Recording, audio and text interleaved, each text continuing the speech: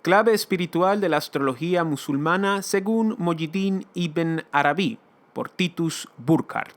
Capítulo 1. La obra escrita del mayor maestro sufí Ash-Shaykh al-Akbar, Muhyiddin ibn Arabi, incluye ciertas consideraciones acerca de la astrología que permiten vislumbrar cómo esta ciencia, que no ha llegado al occidente moderno más que en una forma fragmentaria y reducida a algunas de sus aplicaciones más contingentes, podía relacionarse con unos principios metafísicos, luego dependientes de un conocimiento que se basta a sí mismo. La astrología, tal como fue difundida en la Edad Media en la civilización cristiana y en la islámica, y como subsiste todavía en ciertos países árabes, debe su forma al hermetismo alejandrino. No es, pues, ni islámica ni cristiana en su esencia y, por lo demás, no podría encontrar un lugar en la perspectiva religiosa de las tradiciones monoteístas, dado que esta perspectiva insiste en la responsabilidad del individuo ante su creador y, por esto, evita todo lo que podría velar esta relación por la consideración de causas intermedias.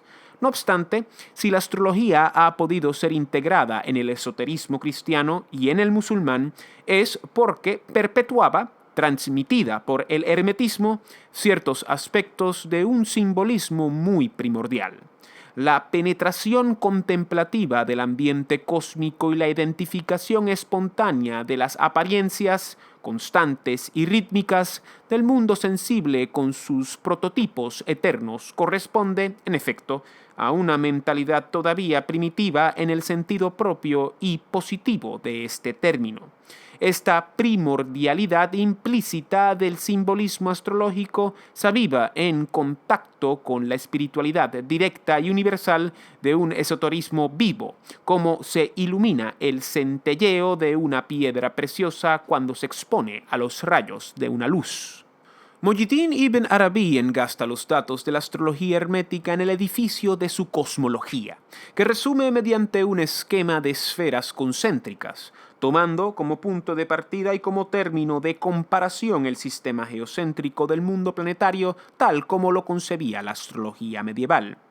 La polarización subjetiva de este sistema, queremos decir el hecho de que la posición terrestre del ser humano sirva de punto fijo con el que se relacionarán todos los movimientos de los astros, simboliza aquí el papel central del hombre en el conjunto cósmico del que el hombre es como el resultado y el centro de gravedad.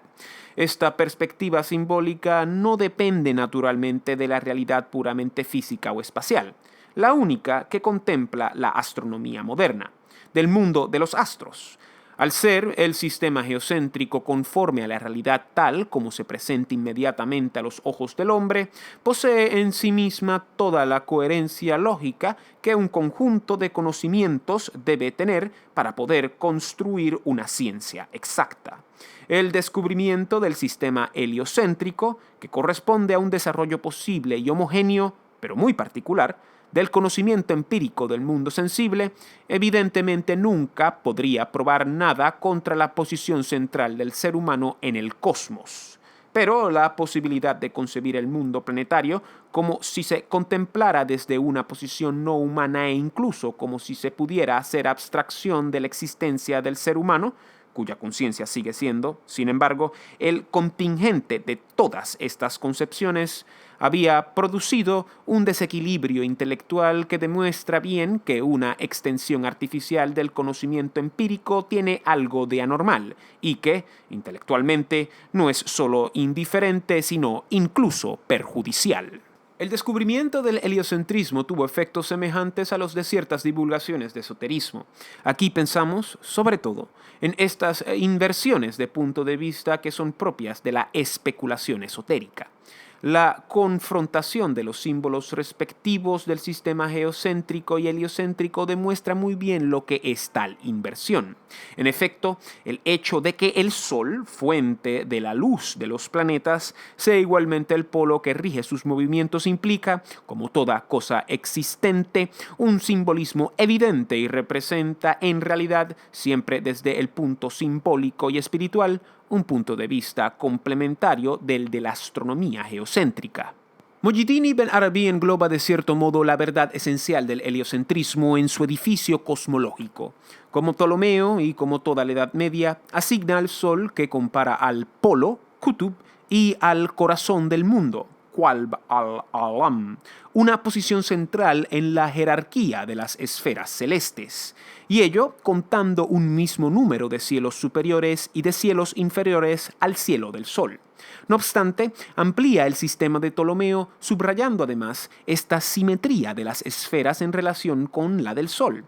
Según su sistema cosmológico, que proviene probablemente del sufí andaluz Ibn Masarrá, el Sol no solo se encuentra en medio de los 6 planetas conocidos, estando Marte, al-Mirik, Júpiter, al-Mushtari y Saturno, Suhul, más alejados de la Tierra, al-Ard, que el Sol, Ash-Shams, y Venus, As-Zuhra, Mercurio, Al-Uttarid, y la Luna, Al-Qamar, más cercanos, sino que más allá del cielo de Saturno se sitúan, todavía, la bóveda del cielo de las estrellas fijas, Falak al-Kawarib, la del cielo no estrellado, Al-Falak al-Atlas, y las 2 esferas supremas del pedestal divino, Al-Kursi, y del trono divino, Al-Arsh. Esferas concéntricas del éter, Al-Atir, el aire, Al-Hawa, el agua, Al-Ma, y la tierra, Al-Ard. Así, se reparten 7 grados por cada lado de la esfera del Sol, simbolizando el trono divino, la síntesis de todo el cosmos y siendo el centro de la Tierra, a la vez el resultado inferior y el centro de fijación. Ni que decir tiene que, entre todas las esferas de esta jerarquía, solo las esferas planetarias y las de las estrellas fijas corresponden tales cuales son a la experiencia sensible, aunque no haya que considerarlas solo desde este punto de vista. En cuanto a las esferas sublunares del éter, que no significa aquí la quinta esencia, sino el medio cósmico en el que se reabsorbe el fuego, el aire y el agua, hay que ver en ellas una jerarquía teórica que sigue los grados de densidad, más bien que unas esferas espaciales. Por lo que se refiere a las esferas supremas del pedestal y el trono divinos, el primero contiene los cielos y la tierra, y el segundo lo engloba todo. Su forma de esferas es puramente simbólica y, en suma, indican el paso de la astronomía a la cosmología integral y metafísica. El cielo sin estrellas, al-Falq al-Atlas, que es un vacío y que, por esto, ya no es ni siquiera espacial, sino que más bien indica el fin del espacio, indica también, por eso mismo, la discontinuidad entre lo formal y lo informal. Esto parece, en efecto, una nada desde el punto de vista de lo formal, así como lo principial parece una nada desde el punto de vista de lo manifestado. Se comprenderá que este paso del punto de vista astronómico al punto de vista cosmológico o metafísico no tiene nada de arbitrario. La distinción entre un cielo visible y un cielo que escapa a nuestra vista es real, aun cuando su aplicación no sea más que simbólica, y lo invisible se convierte aquí espontáneamente en lo trascendente, conforme al simbolismo oriental. Se llama expresamente el mundo invisible, Alam al-Gahib, a las esferas de la manifestación informal, el trono y el pedestal, significando la palabra Gahib todo lo que está fuera del alcance de nuestra vista, lo que muestra bien esta correspondencia simbólica entre lo invisible y lo trascendente. El pedestal sobre el que están colocados los pies de aquel que se sienta en el trono representa la primera polarización o determinación distintiva con vistas a la manifestación formal, determinación que implica una afirmación y una negación a las que corresponden en el libro revelado el mandato al-Amr y la prohibición, an-Nahi. El cielo sin estrellas, al-Falak al-Atlas, es también el cielo de las 12 torres, Buruj o signos del zodiaco. Estos no son, pues, idénticos a las 12 constelaciones zodiacales contenidas en el cielo de las estrellas fijas, Falak al-Kawakib o Falak al-Manazil, sino que representan unas determinaciones virtuales, Maqadir, del espacio celeste y no se diferencian más que en relación con las estaciones o mansiones Manazil planetarias proyectadas sobre el cielo de las estrellas fijas. Hay ahí un punto muy importante para la comprensión de la astrología árabe y occidental más adelante. Volveremos sobre él. La cosmología tradicional no establece diferencia explícita entre los cielos planetarios en su realidad corpórea y sensible y lo que les corresponde en el orden sutil, pues el símbolo se identifica esencialmente a la cosa simbolizada y solo hay motivos para establecer una distinción entre uno y otro allí donde esta distinción pueda establecerse de hecho y, como consecuencia, el aspecto derivado pueda ser tomado separadamente por el todo, como ocurre cuando la forma corpórea de un ser viviente se toma por el ser entero. Ahora bien, en el caso de los ritmos planetarios, pues son ellos los que constituyen los diferentes cielos, esta distinción no puede establecerse más que por la aplicación teórica de concepciones mecánicas extrañas a la mentalidad contemplativa de las civilizaciones tradicionales. Las esferas planetarias son, pues, a la vez, partes del mundo corpóreo y grados del mundo sutil. El cielo sin estrellas, que es el límite extremo del mundo sensible, abarca simbólicamente todo el estado humano. El Sheikh al-Akbar sitúa, en efecto, los estados paradisíacos entre el cielo de las estrellas fijas y el cielo sin estrellas, o cielo de las torres zodiacales. Los paraísos superiores tocan, por así decirlo, la existencia aformal, aunque quedan circunscriptos por la forma sutil del ser humano. El cielo de las torres zodiacales es, pues, en relación con el ser humano integral, el lugar de los arquetipos. Lo que se sitúa más allá del cielo de las estrellas fijas, entre este y el cielo sin estrellas, se mantiene en la duración pura, mientras que lo que está por debajo del cielo de las estrellas fijas está sometido a la generación y a la corrupción. Puede parecer extraño que se identifique la esfera del cielo supremo, que es el primum mobile, con el mundo incorruptible, cuando el movimiento evoluciona necesariamente en el tiempo. Pero lo que hay que tener en cuenta aquí es que la revolución del cielo mayor, al ser ella misma la medida fundamental del tiempo según la cual se mide cualquier otro movimiento, no podría ser ella misma susceptible de medida temporal, lo que corresponde a la indiferenciación de la duración pura. Así como los movimientos concéntricos de los astros se diferencian en el orden de su dependencia sucesiva, así la condición temporal se precisa y se contrae, en cierto modo, en la medida en que interfiere en la condición espacial. Y, por analogía, las diferentes esferas del mundo planetario, o más exactamente los ritmos de sus revoluciones, que se escalonan a partir de los límites indefinibles del espacio hasta el medio terrestre, pueden considerarse como otros tantos grados sucesivos de la contracción temporal. Capítulo 2. El simbolismo astrológico reside en los puntos de unión, de las condiciones fundamentales del mundo sensible y particularmente en las uniones del tiempo, el espacio y el número. Se sabe que la definición de las regiones o partes de la gran esfera del cielo sin estrellas por medio de los puntos de referencia que ofrecen las estrellas fijas coincide, en astronomía, con la definición de las divisiones del tiempo. Ahora bien, la esfera límite del cielo solo es mesurable en razón de las direcciones del espacio. Cuando se habla de las partes del cielo, no se hace más que definir unas direcciones. Por otra parte, estas son la expresión de la naturaleza cualitativa del espacio, de modo que los límites de lo indefinido espacial se reintegran, en cierto modo, en el aspecto cualitativo en cuestión, pues contienen virtualmente todas las determinaciones espaciales posibles.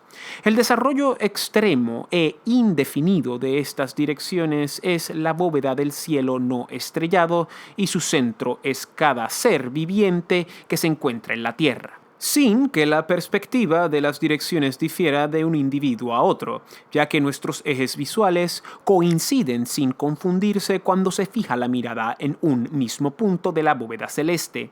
En ello se manifiesta, evidentemente, una coincidencia del punto de vista microcósmico con el punto de vista macrocósmico. Hay que distinguir entre estas direcciones objetivas, es decir, iguales para todos los seres terrestres que estén considerando el cielo en el mismo instante temporal, y las direcciones que se pueden llamar subjetivas, porque están determinadas por el cenit y el nadir individual. Haremos notar, de paso, que precisamente la comparación entre estos dos órdenes de direcciones del espacio celeste es lo que está en la base del horóscopo. La indefinitud de las direcciones del espacio es en sí misma indiferenciada. Queremos decir que contiene virtualmente todas las relaciones espaciales posibles sin que se pueda definirlas. Pero las cualidades de estas direcciones del espacio celeste son interdependientes. Entendemos con eso que, en cuanto una dirección del espacio celeste, o el punto de la esfera límite que le corresponde, es definida, todo el conjunto de las demás direcciones se diferencia y se polariza en relación con ella. En este sentido, el maestro dice que las divisiones del cielo no estrellado o cielo de las torres zodiacales son unas determinaciones virtuales que no se diferencian más que en relación con el cielo de las estaciones de los astros. Ahora bien, los puntos fijos del cielo de las estaciones son, antes todo, los polos respectivos de la revolución diurna del cielo o de la Tierra y del ciclo anual del Sol, y, por consiguiente, los puntos que la divergencia de estos polos determina en la eclíptica, es decir, por una parte, los dos equinoccios, puntos de intersección de la órbita solar con el ecuador, y, por otra, los dos solsticios, puntos extremos de las dos fases, ascendente y descendente, del ciclo solar. En cuanto se fijan estos 4 puntos de la eclíptica, las otras 8 divisiones les responden a causa de las particiones ternarias y cenarias que son naturalmente inherentes al centro, así como lo expresa la relación entre el radio y las proporciones del hexágono inscrito en el círculo. Se produce entonces como una cristalización espontánea de las relaciones espaciales, en la que cada punto del cuaternario evoca otros 2 puntos de un trígono, que a su vez repiten la relación en cuadrado.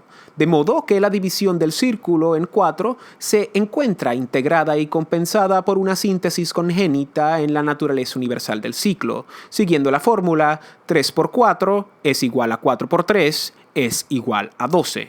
Si los dos grandes círculos, el del ecuador celeste y el del ciclo solar, coincidieran, las estaciones no se manifestarían. La divergencia de los dos grandes ciclos celestes expresa, pues, con toda evidencia, la ruptura de equilibrio que desencadena cierto orden de manifestación, es decir, de contrastes y complementarios. Y los 4 puntos cardinales determinados por esta divergencia son las pruebas de estos contrastes.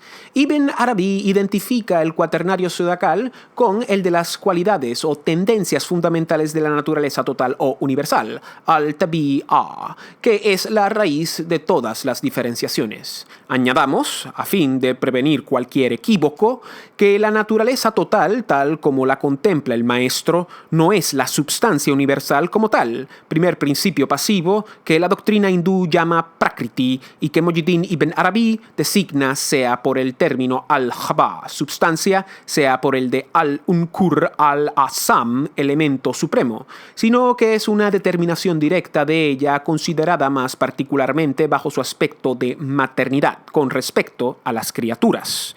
La naturaleza universal, no manifestada en sí misma, se manifiesta por 4 cualidades o tendencias fundamentales que aparecen en el orden sensible como calor y frío, sequedad y humedad. El calor y el frío son cualidades activas, opuestas una a otra. Se manifiestan también como fuerza expansiva y fuerza contractiva. Determinan la pareja de las cualidades pasivas, la sequedad y la humedad.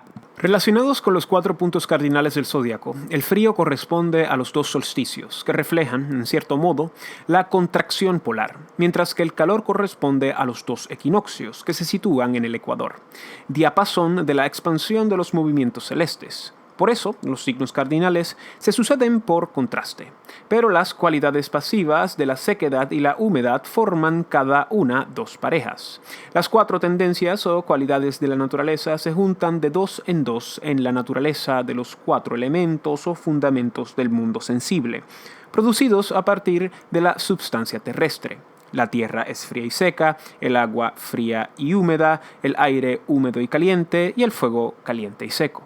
Si se atribuyen estas cualidades elementales a los signos del zodiaco, diciendo que Aries es de naturaleza ígnea, Cáncer acuoso, Libra aéreos y Capricornio terrestre, hay que tener en cuenta el hecho de que el zodiaco no comprende más que los modelos celestes de los 4 elementos y que estos modelos siguen estando constituidos por las 4 tendencias de la naturaleza total, tal como lo hace observar Mohiddin Ibn Arabi. El cuaternario de las tendencias fundamentales de la naturaleza total debe multiplicarse. Según Mohiddin Ibn Arabi, por el ternario cuyo paredro cósmico son los 3 movimientos u orientaciones principales del intelecto primero o espíritu universal, al-Aql, o también, desde otro punto de vista, los 3 mundos, es decir, el mundo presente, el mundo futuro y el mundo intermedio del Barzakh. Los 3 movimientos u orientaciones del espíritu son el movimiento descendente que se aleja, aparentemente, del principio y que mide la profundidad, al-Umq, de lo posible. El movimiento expansivo, que mide la amplitud o la anchura, al-Urd, de ello. El movimiento del retorno hacia el origen, que va en dirección a la exaltación o a la altura, al-Tul. Este ternario del espíritu es superior al cuaternario de la naturaleza. Si aparece aquí en segundo lugar es debido a que la diferenciación del cielo de los arquetipos zodiacales procede de los contrastes manifestados para desembocar en su reintegración en la síntesis perfecta. Como consecuencia de esta reintegración o multiplicación, todos los puntos del zodiaco que se encuentran en relación de trígono tienen la misma naturaleza elemental, pero se distinguen por las cualidades que dependen del ternario del espíritu, y todos los puntos que se encuentran en relación de cuadrado tienen la misma cualidad espiritual, pero se diferencian por los contrastes elementales. De ahí se pueden ya deducir los diferentes caracteres de los aspectos o posiciones recíprocas de los planetas en la eclíptica.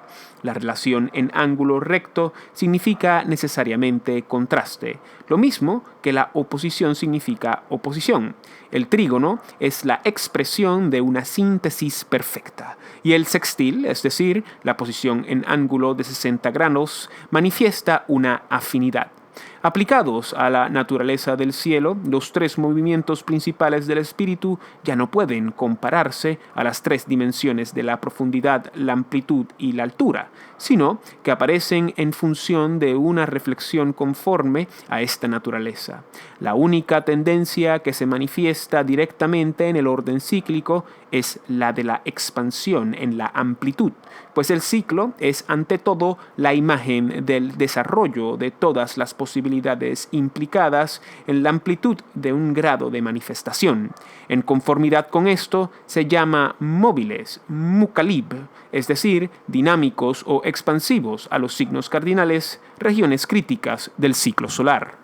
En cuanto al movimiento descendente del espíritu, se manifiesta en el orden cíclico por la fijación, sukun, pues es a causa de este movimiento como el mundo subsiste como tal. Por último, el movimiento espiritual del retorno hacia el origen se refleja en el plano del ciclo zodiacal por la síntesis de las otras 2 orientaciones, y se llaman dobles o sintéticos, du ishtira, a los signos que se coordinan con él. Debemos hacer observar, de paso, que estas determinaciones ternarias del zodiaco dependen de una perspectiva muy diferente de la del simbolismo de las dos fases, ascendente y descendente, del ciclo solar, simbolismo que puede, evidentemente, vincularse a los dos movimientos u orientaciones opuestas del espíritu. Pero aquí se trata de un dualismo que se relaciona con el movimiento cíclico, mientras que el ternario que acabamos de describir se relaciona con la determinación existencial del ciclo, la expresión de movimiento, para indicar las orientaciones del espíritu universal, debe tomarse en un sentido puramente simbólico. En cuanto a las correspondencias con los tres mundos o grados de la existencia humana, tal como aparecen en el simbolismo de las funciones angélicas con las que se relacionan los dos signos zodiacales, simbolismo que hemos sacado del libro El vínculo que retiene al que parte, Uqlat al-Mustawafits de Muhyiddin Ibn Arabi. En cuanto a estas correspondencias, decimos, deben comprenderse a partir de los reflejos del terreno intelectual en la naturaleza del ciclo y según la perspectiva de la producción de estos tres mundos. Esto explica por qué no son los signos sintéticos atribuidos a la orientación ascendente del espíritu los que rigen el mundo relativamente superior, es decir, los grados intemporales del estado humano, sino los signos fijos. Por el contrario, es evidente que son los signos móviles los que se relacionan con el desarrollo de los estados de este mundo. Respecto a los signos sintéticos o dobles, corresponden al mundo intermedio, el barzakh de la teología islámica, el purgatorio cristiano y el bardo de los tibetanos. O también, según una perspectiva algo diferente, a la síntesis de la inmutabilidad espiritual y la expansividad psíquica en el compuesto corporal, a semejanza de la producción de la sal alquímica por la unión del azufre y el mercurio. 1. Signos móviles. Aries es de naturaleza caliente y seca, ígnea. Su ángel posee la llave de la creación de las cualidades y los accidentes. Cáncer es de naturaleza fría y húmeda, acuosa. Su ángel posee la llave de la creación de este mundo. Libra es de naturaleza caliente y húmeda, aérea. Su ángel posee la llave de la creación de los estados efímeros y los cambios. Capricornio es de naturaleza fría y seca, terrestre. Su ángel posee la llave del día y de la noche. 2 signos fijos. Tauro es de naturaleza fría y seca, terrestre. Su ángel posee la llave de la creación del paraíso y del infierno y está bajo el terror de la majestad, Jaiba. Leo es de naturaleza caliente y seca, ígnea. Su ángel es generoso, Karim, posee la llave de la creación del mundo futuro. Escorpión es de naturaleza fría y húmeda, acuosa. Su ángel posee la llave de la creación del fuego, infernal. Acuario es de naturaleza caliente y húmeda, aérea. Su ángel es generoso y está bajo el terror de la majestad. Posee la llave de los espíritus. 3. Signos sintéticos. Géminis es de naturaleza caliente y húmeda, aérea. Su ángel rige los cuerpos, en comunión con los rectores de los demás signos dobles. Posee en particular la llave de la creación de los metales. Virgo es de naturaleza fría y seca, terrestre. Su ángel rige en comunión con los demás signos dobles los cuerpos y, en particular, los cuerpos humanos. Sagitario es de naturaleza caliente y seca, ígnea. Su ángel es generoso, rige los cuerpos luminosos y los cuerpos tenebrosos y posee, en particular, la llave de la creación de las plantas. Piscis es de naturaleza fría y húmeda, acuosa. Su ángel rige, en comunión con los demás ángeles de los cuerpos luminosos y los cuerpos tenebrosos, y posee, en particular, la llave de la creación de los animales. Hemos expuesto ahora, en sus generalidades, la diferenciación de las 12 regiones zodiacales del cielo límite a partir de los puntos fijos del ciclo solar. Haremos observar, además, que este modo de concebir la división del zodíaco justifica la manera que se emplea comúnmente en la astrología árabe y occidental para situar los 12 signos. Esta manera consiste en contar 12 partes iguales a partir del equinoccio de primavera. prescindiendo de la situación de las constelaciones que llevan los mismos nombres que los signos, pues, debido a la precesión de los equinoccios, cada una de aquellas da la vuelta al cielo entero en unos 26.000 años, se ha producido un desajuste de casi un signo entero entre la situación de las constelaciones y la de las partes del zodiaco que tienen el mismo nombre. La constelación de Aries, por ejemplo, se encuentra hoy en el signo de Tauro. Se puede, pues, plantear la cuestión de saber si las formas de estas agrupaciones de estrellas fijas, que han sido al principio puntos de referencia para la determinación de las 12 partes del ciclo solar, no tienen importancia en relación con la significación de estas. Ahora bien, hay, seguramente, analogía entre la denominación de los signos zodiacales y estas agrupaciones de estrellas en la eclíptica. La constelación de Géminis se caracteriza, en efecto, por un par de estrellas gemelas. Las de Tauro consta de un triángulo semejante a la cabeza del animal y las formas del escorpión o del león pueden reconocerse en las constelaciones del mismo nombre, aunque sean igualmente concebibles otras interpretaciones de estas agrupaciones. Por lo demás, es muy posible que en el momento de la primera fijación de los símbolos astrológicos, las semejanzas fuesen más sorprendentes, pues ciertas estrellas fijas han debido de desplazarse desde esta época lejanísima, así como lo hace observar Mohyidin Ibn Arabi al referirse a ciertas representaciones estelares en monumentos del antiguo Egipto. En su origen, las imágenes simbólicas atribuidas a las 12 partes del ciclo solar debían de presentar una síntesis entre las significaciones espirituales de estas determinaciones del espacio celeste, por una parte, y, por otra, las interpretaciones posibles de los grupos de estrellas de las 12 constelaciones, desempeñando las primeras un papel esencial y las combinaciones latentes de los grupos de estrellas, incluidos sus colores y sus intensidades, un papel potencial. Una vez operada la fijación, se imprimía en la memoria colectiva a causa de su originalidad a la vez espiritual e imaginativa, y esa es, por lo demás, una imagen particularmente adecuada de cierto orden de inspiraciones. Por otro lado, la precesión de los equinoccios, que constituye el cielo astronómico mayor, debe desempeñar necesariamente un papel en el simbolismo astrológico, y el desplazamiento de las constelaciones zodiacales debe formar parte de su significado, del que tendremos que volver a hablar más adelante. Capítulo 3. Se llama el cielo de las estaciones, Manantzil, al cielo de las estrellas fijas que está contenido en la esfera de las torres del zodiaco, porque los movimientos de los planetas se proyectan sobre él.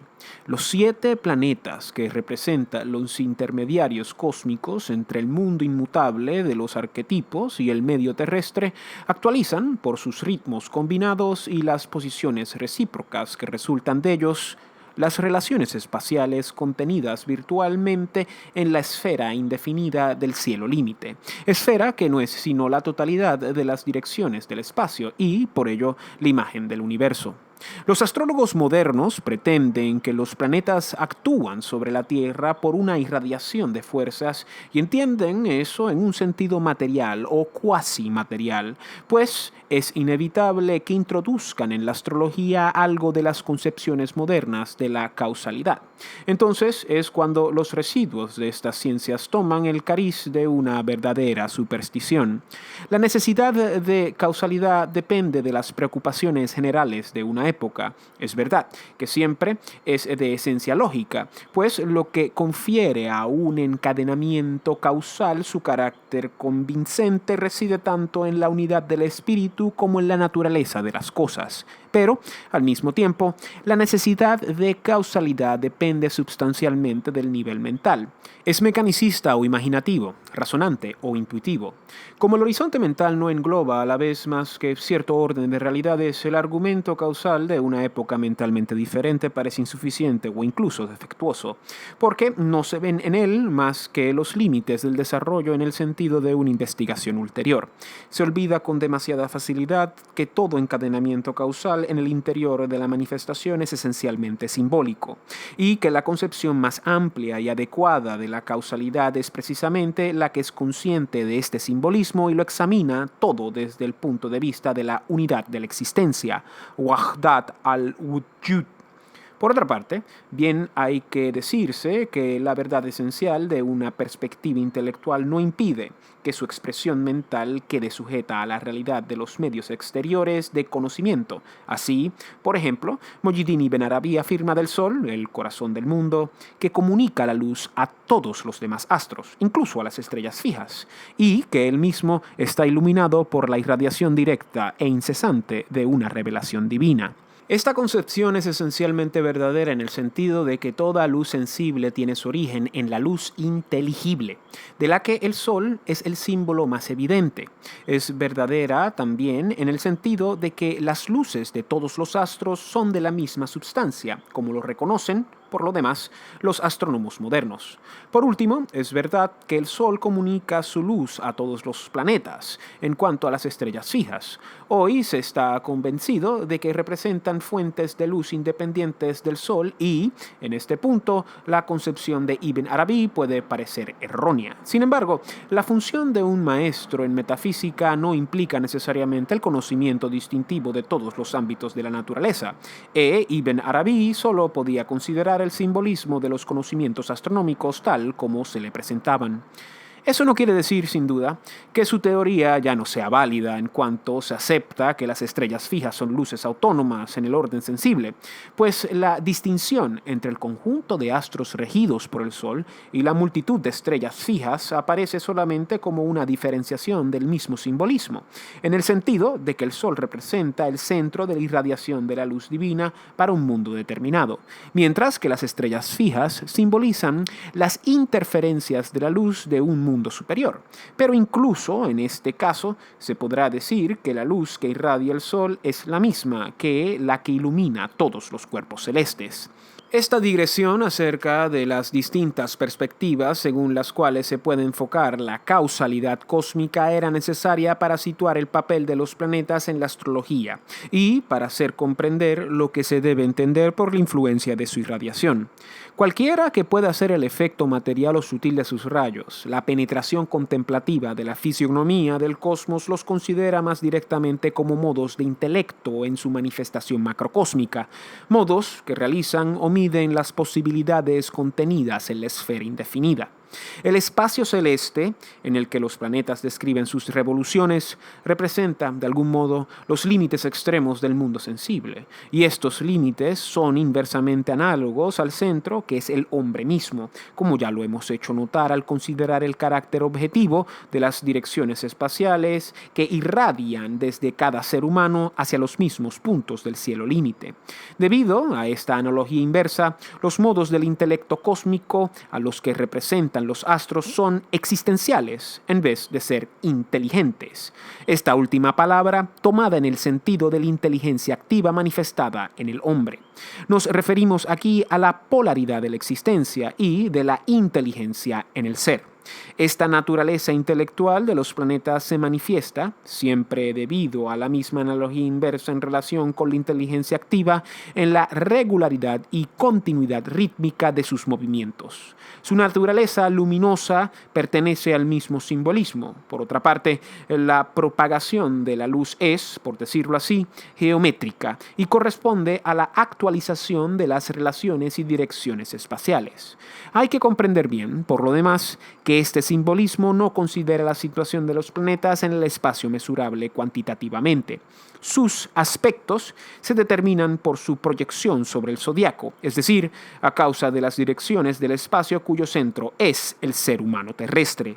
En cuanto a las direcciones del espacio, su definición no es evidentemente cuantitativa, sino que concierne siempre a la unidad indivisible de la esfera indefinida del cielo extremo. De todos los astros movibles, solo los movimientos del Sol y la Luna pueden representarse por círculos regulares en el cielo de las estrellas fijas, pues las órbitas aparentes de los demás planetas están regidas a la vez por el centro solar y el centro terrestre, de modo que evolucionan en movimientos combinados. Hay, pues, una relación simple entre el ritmo solar y el de la Luna. Esta recorre el zodiaco en 28 días y se le asignan 28 estaciones o mansiones que se reparten de un modo desigual pero rítmico en las 12 partes del zodiaco y que se cuentan a partir del equinoccio de primavera. El verdadero comienzo del ciclo lunar, que se manifiesta en la sucesión de las lunaciones, no coincide siempre con el punto del equinoccio, pues los dos puntos de intersección de la órbita lunar con el ciclo solar, que se llaman la cabeza y la cola del dragón, dan la vuelta en 18 años a todo el cielo de las estaciones. La fijación de las mansiones de la luna consiste, pues, en una especie de compendio simbólico de los ritmos verdaderos. En las relaciones de las mansiones lunares con el zodiaco se manifiesta un simbolismo numérico evidente. Hemos demostrado cómo el duodenario zodiacal aparece como el producto de la multiplicación del cuaternario por el ternario.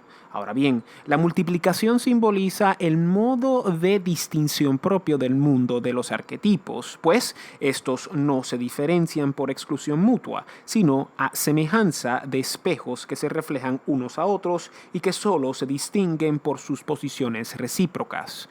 Los mismos números 3 y 4 forman también el número de los 7 planetas de la astrología. Como los planetas son los intermediarios entre el cielo de los arquetipos y la Tierra. Su distinción es la de una jerarquía e implica los principios del ternario y del cuaternario según un orden gradual. En cuanto al número 28 de las mansiones de la Luna, se obtiene por la suma pitagórica de los números de 1 a 7, lo que significa que el ritmo lunar desarrolla o expone de modo sucesivo todas las posibilidades contenidas en los arquetipos y transmitidas por la jerarquía de los intermediarios a la esfera que rodea inmediatamente al medio terrestre. La relación entre el Sol y la Luna es análoga a la que va del intelecto puro a su reflejo en la forma humana. Esto encuentra, por lo demás, su expresión más evidente en el hecho de que la Luna refleja la irradiación del Sol como un espejo y que el ciclo de las lunaciones es como un desarrollo discursivo de esta irradiación. Pero el mismo simbolismo aparece también con respecto a los movimientos de los dos astros. Ya hemos expuesto anteriormente que es el Sol el que por su movimiento actualiza o mide las determinaciones virtuales del cielo de los arquetipos zodiacales, pues sin los puntos fijos del ciclo solar, las direcciones del espacio serían indefinibles. El Sol mide, pues, el espacio celeste de un modo activo, así como el acto esencial del intelecto representa el fiat lux, que extrae el mundo de las tinieblas de la indiferenciación potencial. Por el contrario, la Luna mide el cielo pasivamente, recorriendo el zodiaco solar. Sufre a la vez las determinaciones de las direcciones del espacio celeste y las direcciones de los rayos solares, doble dependencia que se manifiesta en sus fases luminosas y en el ritmo regular de 18 años, según el cual su ciclo se desplaza en relación con el zodiaco. Luego veremos que las direcciones del espacio, cuyo influjo la Luna sufre alternativamente, corresponden a otras tantas cualidades del ser. El hecho de que la Luna sea el receptáculo de todas las influencias que recoge para transmitirlas a la Tierra se encuentra también indicado por el grado que corresponde a la Luna en la jerarquía de las funciones proféticas. El esoterismo islámico, como se sabe, sitúa simbólicamente estas funciones en los diferentes cielos planetarios, según este orden de correspondencias que, por otra parte, no puede comprenderse más que en la perspectiva espiritual y, de algún modo, cíclica del Islam. Abraham, Seyyidna Ibrahim, reside en el cielo de Saturno. Moisés, Seyyidna Musa, en el de Júpiter. Aarón, Seyyidna Harún, en el de Marte. Enoc, Seyyidna Idris, en el Sol. José, Seyyidna Yusuf, en el de Venus. Jesús, Seyyidna Isa, en el de Mercurio, y Adán, Seyyidna Adam, en el de la Luna. En esta jerarquía hay la misma relación entre Enoc y Adán que entre el hombre trascendente Xuan-Yen y el hombre verdadero Shen-Yen en la doctrina taoísta. Enoc reside en el Sol en la medida en que representa el hombre divino por excelencia o el primer gran espiritual de los hijos de Adán y, por consiguiente, el prototipo histórico de todos los hombres que han realizado a Dios. En cuanto a Adán, será el hombre primordial o, según la expresión de Ibn Arabi, así el hombre único, al-insan al-mufrad, en oposición a al-insan al-kamil, el hombre universal. Es decir, será el representante por excelencia de la cualidad cósmica que corresponde solo al hombre y que se expresa en el papel de mediador entre la tierra y el cielo. Ibn Arabi compara la luna con el corazón del hombre único que recibe la revelación tajalí de la esencia divina, Tat. Este corazón combina continuamente de forma según las diferentes verdades esenciales, haqa'iq, que dejan sucesivamente su huella en él. El hecho de que el maestro hable del corazón indica que aquí se trata no de la mente, facultad puramente discursiva, sino por el contrario del órgano central del alma. El continuo cambio de forma que sufre este corazón no debe, pues, confundirse con la traducción en modo discursivo, operada por la mente, de un conocimiento espiritual, aunque el papel central y mediador de la razón sea muestra, evidentemente, de esta misma cualidad cósmica que caracteriza al ser humano. Por otro lado, la descripción de esta renovación continua del corazón, o más bien de su forma, demuestra que no es en todos los aspectos idéntico al polo trascendente del ser, el intelecto, y que está como circunscripto por los límites de la substancia individual, que no puede recibir simultáneamente todos los aspectos implicados en la inagotable actualidad de la revelación esencial, tajalí dati.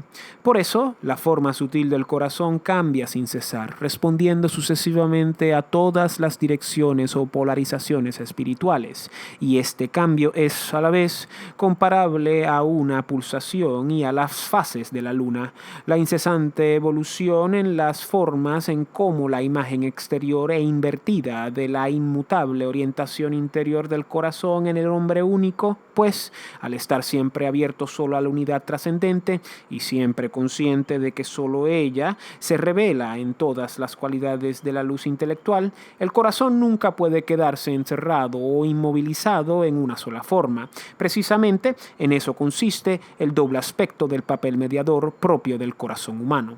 Ahora bien, con esta facultad de mediación es con lo que se relaciona la transformación del sonido primordial, vehículo de la revelación espiritual en el lenguaje articulado.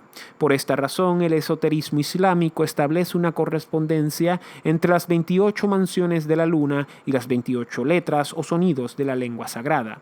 No son, como piensa la gente, dice Muhyiddin Ibn Arabi, las mansiones de la luna las que representan el modelo de las letras, son los 28 sonidos los que determinan las mansiones lunares. Esos sonidos representan, en efecto, la expresión microcósmica y humana de las determinaciones esenciales de la inspiración divina, que es el motor primero de los ciclos cósmicos. El maestro cuenta los 28 sonidos del alfabeto árabe a partir de la primera mansión lunar, que sigue al equinoccio de primavera, en el orden de su exteriorización fonética sucesiva, empezando por el hiato al-hamsa, y yendo de las guturales a las labiales, pasando por las palatales y las dentales. Si tenemos en cuenta el hecho de que el hiato inicial no es, hablando con propiedad, un sonido, sino solamente el instante transitorio entre el silencio y la elocución, la serie de sonidos que se atribuyen a las mansiones lunares comienza con la ja y terminan con la wa, formando estas dos letras el nombre divino Huwa, el símbolo de la esencia una e idéntica en sí misma. Capítulo 4. La significación más profunda de los ciclos astronómicos consiste en que ofrecen una imagen lógicamente análoga a todo desarrollo sucesivo de posibilidades regidas por el polo de un mismo principio, de modo que simbolizan cualquier orden de manifestación, ya sea que este orden esté condicionado por el tiempo o que la sucesión que implique sea de naturaleza puramente lógica. Es posible, pues, concebir toda una jerarquía de ciclos cósmicos análogos entre sí, pero situados a niveles distintos distintos de existencia y se reflejen todos simultáneamente y en aspectos diversos en un ciclo astronómico como el del recorrido del Sol o el de la Luna en el cielo de las estrellas fijas. En su libro Las revelaciones de la Meca, Al-Futuhat al-Makkiyya, Mohiddin Ibn Arabi cita una serie de correspondencias cosmológicas que permiten trazar el esquema simbólico que el lector encontrará en un grabado fuera de texto. Este esquema está construido mediante la yuxtaposición del zodiaco y el ciclo de las mansiones lunares a partir del equinoccio de primavera, y los diferentes órdenes de analogía se indican por círculos concéntricos. La razón primera de todo ciclo de manifestación es el despliegue de las posibilidades principales de manifestación simbolizada por la serie de los nombres divinos. Por otra parte, la ciencia de los nombres o de las cualidades divinas, no siendo los primeros más que las determinaciones lógicas de las segundas, constituye el fin supremo de toda ciencia sagrada, pues las cualidades universales son, en cierto modo, el contenido distintivo de la esencia divina, mientras que la esencia divina en sí misma nunca podría ser objeto de ciencia, es decir, objeto de un conocimiento que implique todavía una distinción cualquiera. Las cualidades o los nombres divinos son necesariamente innumerables, simbólicamente en un grupo determinado que, por lo demás, será más o menos amplio numéricamente, según el principio de diferenciación lógica que se quiera aplicar. Como no hay distinción sin jerarquía implícita, la serie de los nombres siempre tendrá el carácter de una cadena lógica y en eso es el modelo de todo orden cíclico. En el presente caso, el maestro hace corresponder las 28 mansiones de la luna a otros tantos nombres divinos. Por otra parte, estos, que tienen todos un carácter activo o creador, tienen como complemento o como objeto directos igual número de grados cósmicos, cuyo encadenamiento forma un segundo ciclo análogo. La serie de estos grados cósmicos producidos por la serie de los nombres divinos va de la manifestación del intelecto primero hasta la creación del hombre. En su jerarquía comprende también los grados cósmicos que corresponden a los distintos cielos, es decir, al cielo del zodiaco, al cielo de las estrellas fijas y a los 7 cielos planetarios. Ahora bien, estos grados, que están aquí relacionados con ciertas regiones del zodiaco medidas por mansiones lunares, deben ser concebidos en una sucesión vertical en relación con el ciclo zodiacal. Y es preciso comprender bien que hay en esta atribución de una serie de grados cósmicos a las estaciones lunares y, con eso, a las regiones zodiacales como una proyección de una jerarquía vertical sobre el plano horizontal. Los nombres divinos representan las esencias determinantes de los ámbitos cósmicos correspondientes. En cuanto a la producción de estos ámbitos a partir de sus determinaciones principales, es el efecto de la expiración divina, an-nafas al-ilahi, que despliega todas las posibilidades de manifestación implicadas en las determinaciones principales de los nombres. Según un simbolismo verbal y figurado a la vez, los nombres divinos se encuentran, antes de la creación del mundo, en un estado de contracción divina, al-karb al-ilahi, y piden entonces sus complementos creados hasta que el espíritu divino los alivia, tanafasa, desplegando toda la amplitud de sus consecuencias. En otros términos, en cuanto el ser concibe, en su primera autodeterminación, ta'ayyun, las distinciones principales, que son sus nombres o sus cualidades, estos exigen sus complementos lógicos, cuyo conjunto construirá el mundo. La expiración divina extiende este encadenamiento lógico de modo existencial y se identifica en este aspecto con la substancia primera y la naturaleza universal. Podemos resumir así, en algunas palabras, la teoría de la expiración divina, teoría que da cuenta de la correspondencia simbólica que une entre sí el ciclo de los nombres divinos, el de los grados cósmicos y el de los 28 sonidos del alfabeto árabe, siendo los grados cósmicos las determinaciones de la expiración universal y macrocósmica, y los 28 sonidos los de la expiración humana y microcósmica. Los sonidos del lenguaje son llevados por la expiración física, como los grados cósmicos son llevados por la expansión divina. Hemos explicado anteriormente la razón de la analogía que relaciona estos 28 sonidos con la esfera lunar.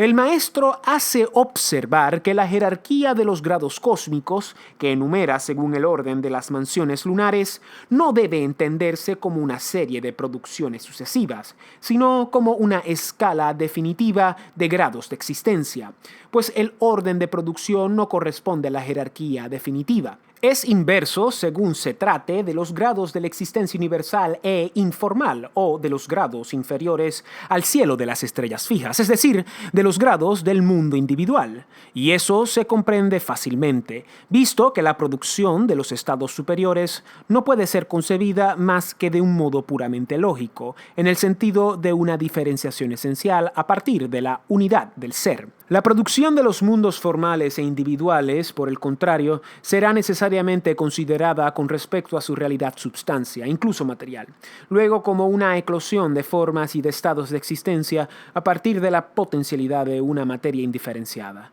que se sitúa, debido a su pasividad tenebrosa, en el grado inferior de una escala ascendente de estados de existencia. Por lo demás, resulta de esto que la categoría ontológica de la materia primera o de la substancia plástica de un conjunto de manifestaciones puede concebirse y representarse de distintas maneras. Sea que se considere como el primer término de una serie de producciones sucesivas y se la sitúe al comienzo de esta serie porque todas las entidades siguientes toman de ella su substancia plástica, sea que se le asigne la última categoría de una jerarquía estática en la que desempeñará el papel de la raíz inferior o del ancla echada en el abismo. Esta doble situación jerárquica de la materia primera o de la substancia pasiva se expresa en la categoría que ocupa, en el esquema cosmológico que estudiaremos, el principio al que Mojiddin Ibn Arabi llama al-Jawahar al-Jabai, que corresponde a la materia primera, o también al-Hayulá, término árabe de Ile. El maestro escribe que esta entidad cósmica posee aquí la cuarta categoría porque es la premisa necesaria del grado siguiente, asignado al cuerpo universal, substancia secundaria que llena el espacio inteligible, como el éter o el akasha de la doctrina hindú llena el espacio sensible. Desde este punto de vista, es decir, como origen inmediato del cuerpo universal, la cosmología concibe generalmente la realidad de la materia prima. Sin embargo, según su sentido más profundo, el que expone Mojiddin Ibn Arabi, la materia primera, concebida como la substancia universal, que es el soporte de todas las determinaciones principiales, debería representarse fuera de esta sucesión jerárquica, pues es ya superior, ya inferior a todos los demás grados.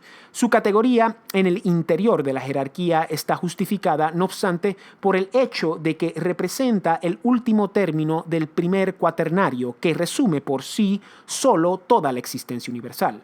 El alma universal, an-nafs al-kuliyah, que ocupa la segunda categoría, es, en cierto modo, una resultante de la acción del intelecto primero, al-aql, sobre la substancia primera, al-jaba, y la naturaleza universal, al-tabi'a, que se sitúa en la tercera categoría, aparece como una modificación de esta substancia. Por otra parte, la materia primera, al-Jawahar al-Jabai, se atribuye al nombre divino, el último, al-Akhir, que expresa la facultad divina de ser el último sin ulterioridad temporal o de ser otro sin alteridad esencial. Este sentido corresponde, sin duda alguna, a la función de la substancia pasiva, que es la raíz indefinible de toda manifestación. Esta explicación de la categoría jerárquica de la materia primera ha sido necesaria para indicar cómo se debe enfocar la sucesión de los grados cósmicos. Por lo que se refiere a los demás términos de esta misma jerarquía, su explicación nos conduciría más allá del marco del presente estudio. Nos limitaremos, pues, a indicar algunas distinciones generales. Se observará que el ciclo de los nombres, los grados cósmicos y las mansiones lunares puede dividirse en 4 partes, cada una de las cuales consta de 7 mansiones y corresponde a un conjunto definido de grados de existencia. La primera cuarta parte simboliza el mundo de los principios o el conjunto de los grados divinos. Esta parte se termina simbólicamente en el solsticio de verano y con el grado del trono divino, que es el complemento del nombre divino al-Muhit, el que engloba, y el modelo de la letra Kaf, signo del polo y nombre de la montaña polar a la que los hindúes llaman Meru.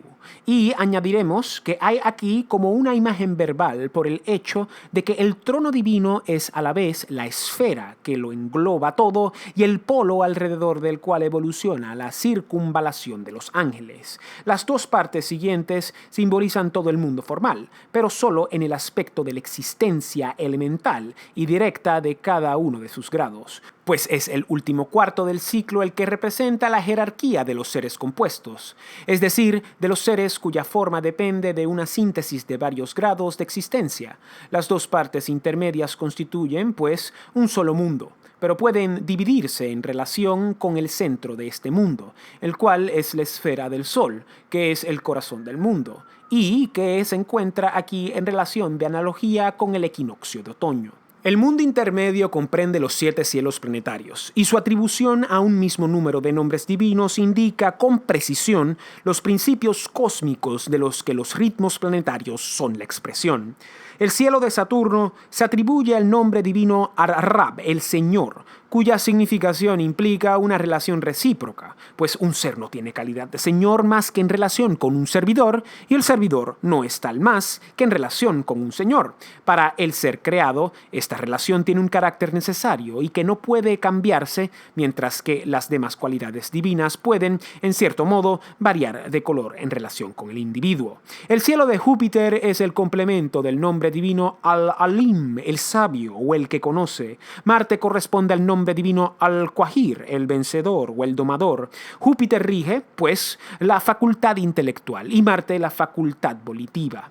El Sol es análogo al nombre divino An-Nur, la luz, mientras que la Luna corresponde al nombre Al-Mubin, el aparente o el evidente. El Sol simboliza el principio mismo del intelecto, mientras que la Luna representará la manifestación. Hay entre estos dos nombres la misma relación que entre verdad y prueba o que entre revelación y comentario. Venus se atribuye el nombre divino Al-Musawir, el que forma, palabra que designa igualmente al pintor y al escultor, y cuyo femenino designa la facultad imaginativa. En cuanto a Mercurio, es el análogo del nombre divino Al-Musi, el que cuenta, cuya significación se refiere al número y al conocimiento definitivo. Las dos partes intermedias del círculo, simbolizadas por el hemiciclo zodiacal comprendido entre el solsticio de verano y el solsticio de invierno, engloban toda la jerarquía de las esferas celestes a partir del trono divino en un orden descendente, y este hemiciclo corresponde efectivamente a la fase descendente del recorrido solar. La última mansión antes del solsticio de invierno se atribuye al elemento tierra. El punto mismo del solsticio simboliza, pues, el centro de gravedad, el punto más bajo que sería la categoría de la materia pasiva del mundo humano, no de la materia primera de todo el universo, pues este centro de gravedad solo es el punto más bajo en relación con el mundo de los hombres. A partir de este punto, el sentido del orden jerárquico cambia y se vuelve ascendente, yendo de lo elemental hacia la síntesis. Vienen primero los 3 reinos de los minerales, o de los metales, pues el mineral puro se reduce al metal, las plantas y los animales, y luego los grados de los ángeles, de los genios y del hombre.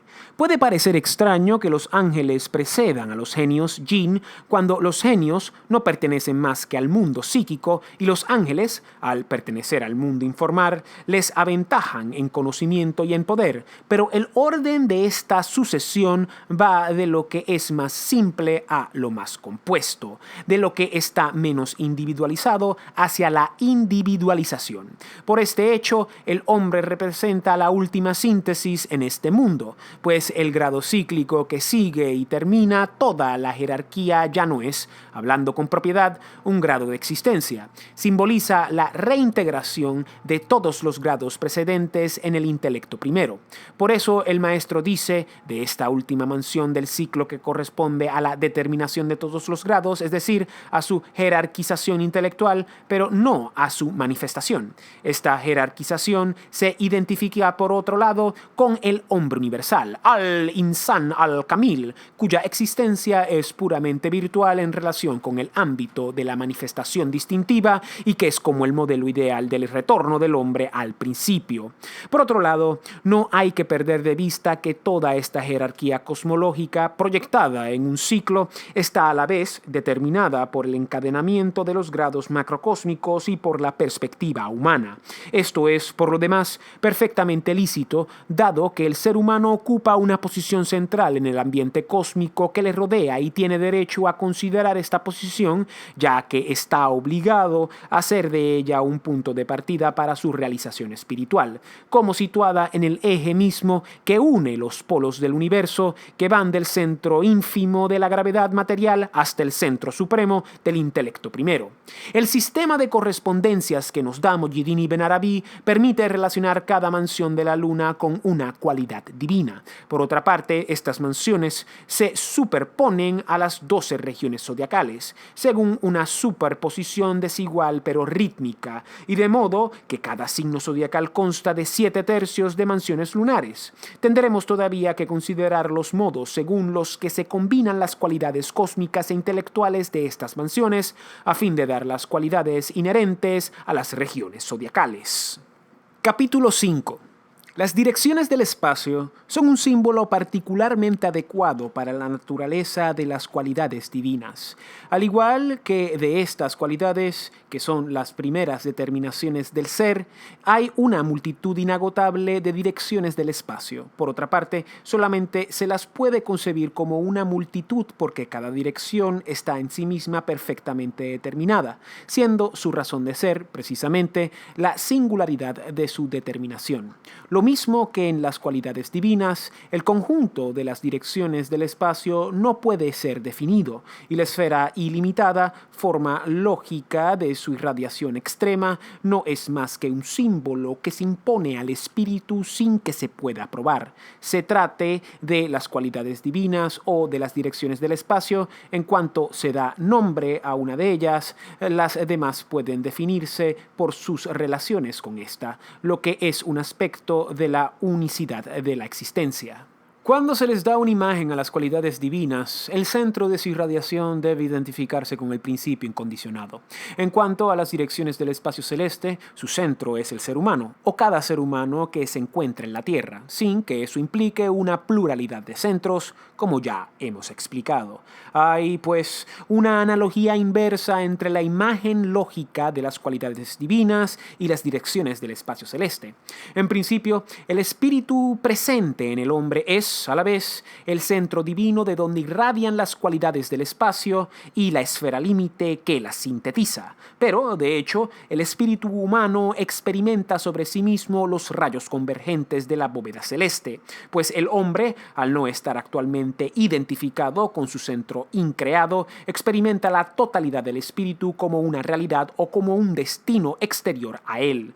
Así repercute el cielo en la excentricidad relativa de la naturaleza individual, excentricidad que se manifiesta simbólicamente por las direcciones subjetivas del espacio en el momento del nacimiento.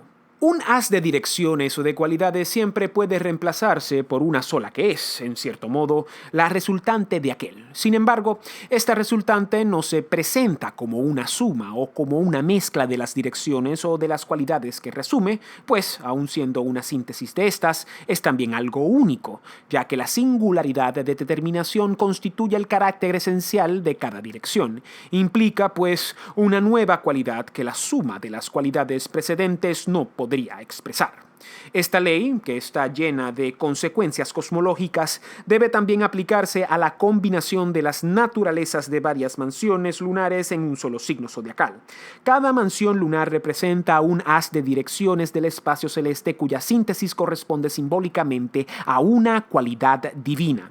Estos haces caen de un modo desigual sobre las 12 regiones del zodiaco, de tal modo que cada signo zodiacal comprende, ya sea 2 mansiones completas y un tercio de mansiones, mansión, ya sea una mansión completa y, por cada lado de esta, 2/3, se llama a los signos de la primera categoría signos puros y a los de la segunda mezclados. Ahora bien, según Muhyiddin Ibn Arabi, las cualidades de las mansiones fraccionadas se combinan, por una parte, con las de las fracciones complementarias de otras mansiones contenidas en el mismo signo, constituyendo con estas nuevas resultantes y concurren, gracias a sus cualidades originales al mismo tiempo que a sus nuevas resultantes, a la constitución de la síntesis que manifiesta la naturaleza cualitativa del signo zodiacal en cuestión. Esta síntesis, dice Muhyiddin Ibn Arabi, es el modelo cósmico de toda deducción lógica, al tener esta siempre la forma de dos premisas basadas en dos pares de términos.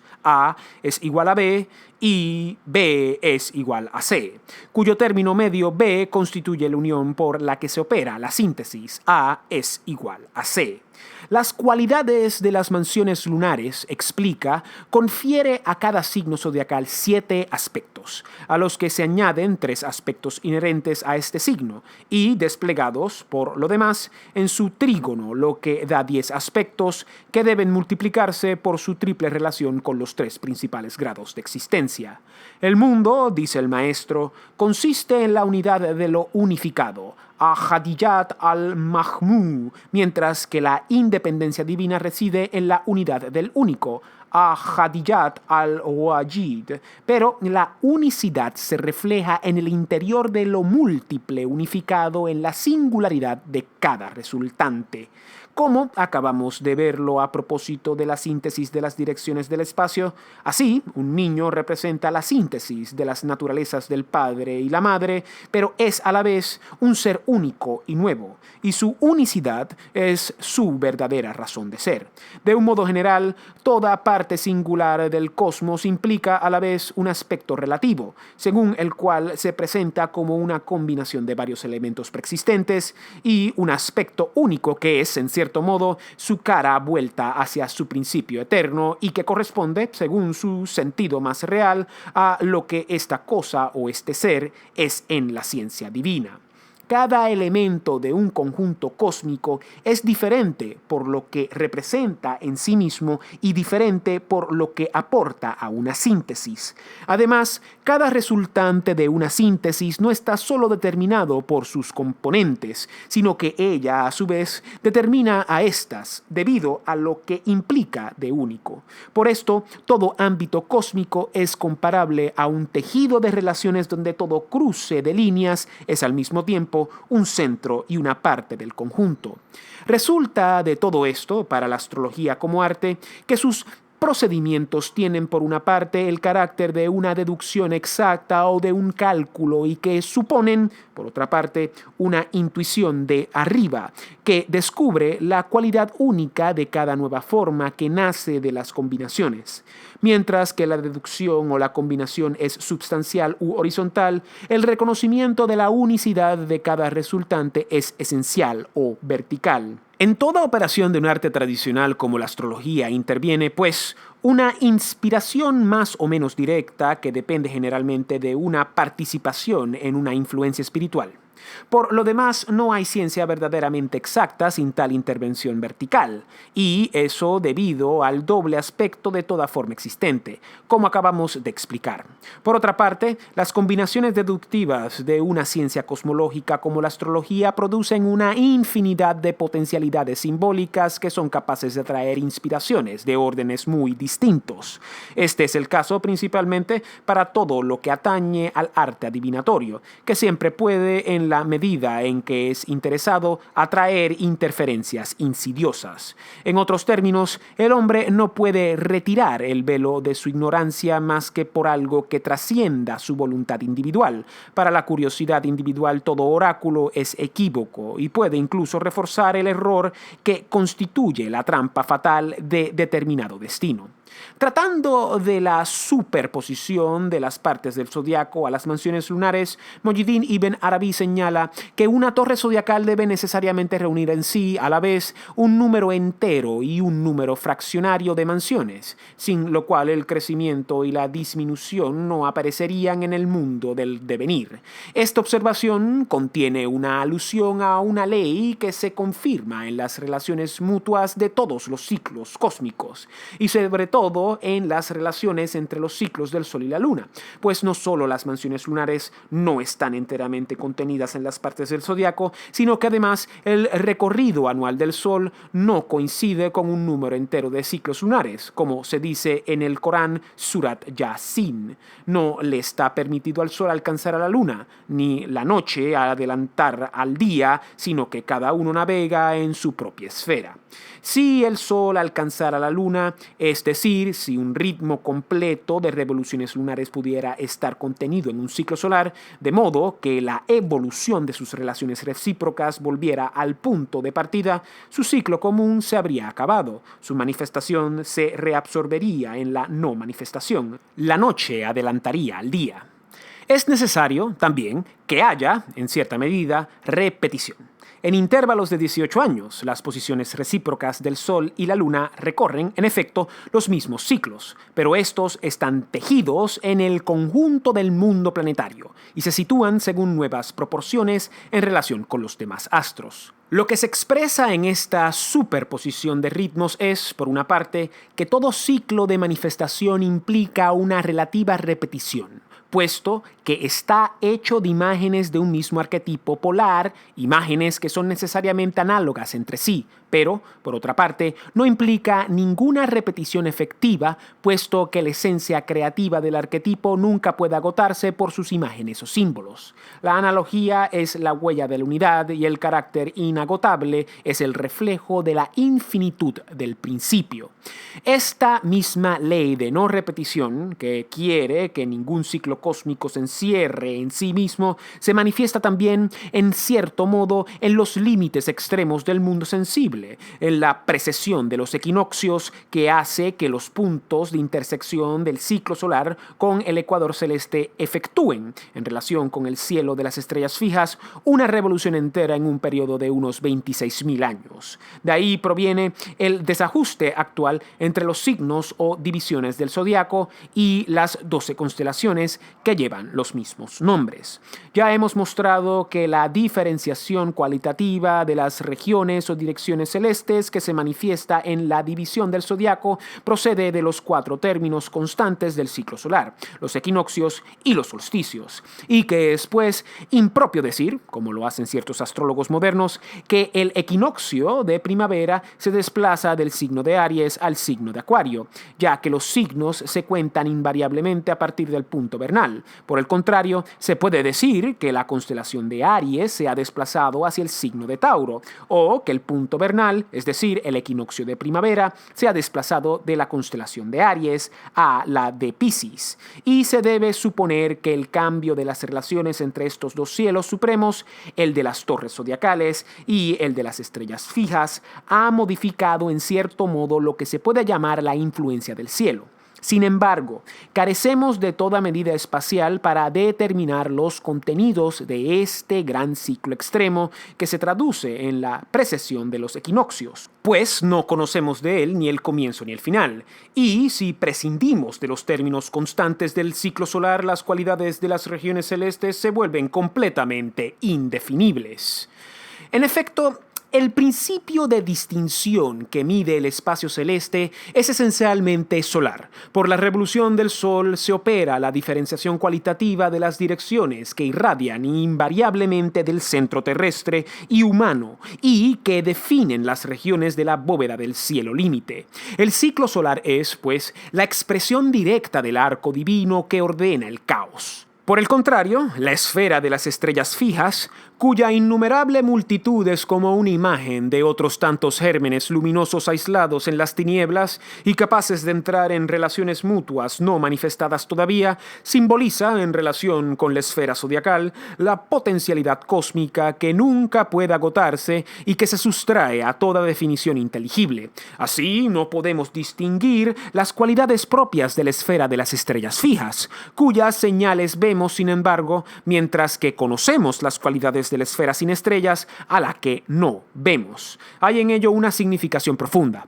Podemos, en efecto, conocer el desarrollo del mundo en principio, pero no conocemos todas las potenciales materiales que este desarrollo agotará. El ciclo extremo que se manifiesta por la sucesión de los equinoccios, pero cuyas fases no podemos determinar, debe influir en el conjunto del cielo por un sucesivo predominio de ciertas cualidades cósmicas o divinas. Y puesto que este ciclo mayor es como el modelo de todos los demás ciclos que le están subordinados, se le puede atribuir por una transposición simbólica contenidos o particiones análogos a los de un ciclo inferior.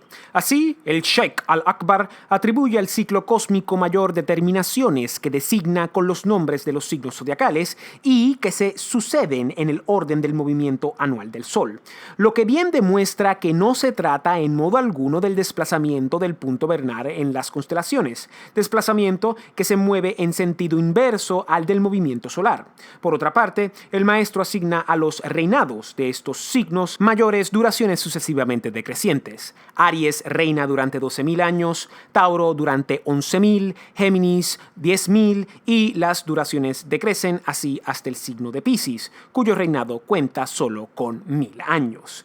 Este decrecimiento prueba más todavía que no puede tratarse de determinaciones espaciales como las que dividen el zodiaco, sino que las divisiones zodiacales están aquí traspuestas a causa de una analogía espiritual, a determinaciones puramente temporales de un ciclo cuya subdivisión se sustrae a la medida espacial. En efecto, todo ciclo espacial se divide por simetría, mientras que un ciclo puramente temporal se divide debido a la contracción progresiva del tiempo.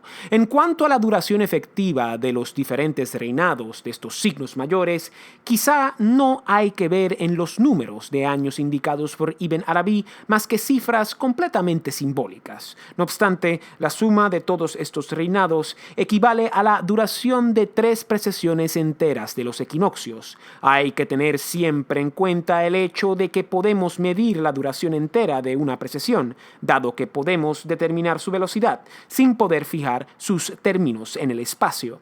Si se acude a la teoría hindú de los ciclos cósmicos y se cuenta para el primer yuga del actual Manvantara la duración de una precesión entera, el Manvantara, al estar formado por 4 yugas decrecientes según la proporción 4, 3, 2, 1, deberá constar de 65.000 años, lo que difiere en media precesión de la suma de 78.000 años que se deduce del simbolismo indicado por Ibn Arabi. Añadamos que el Sheikh al-Akbar señala incidentalmente que el primer signo que reinó en el mundo fue Libra y que éste dominaba de nuevo en la época del profeta Mohammed.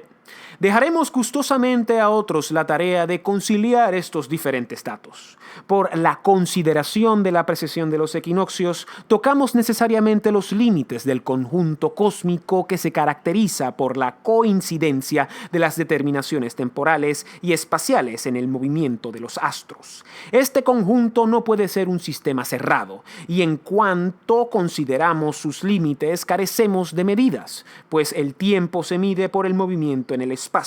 El mundo visible es como una figura perfectamente coherente, tejida sobre un fondo resbaladizo que no podemos asir.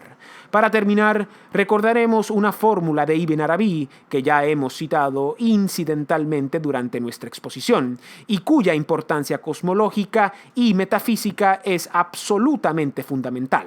El mundo consiste en la unidad de lo unificado, mientras que la independencia divina reside en la unidad del único.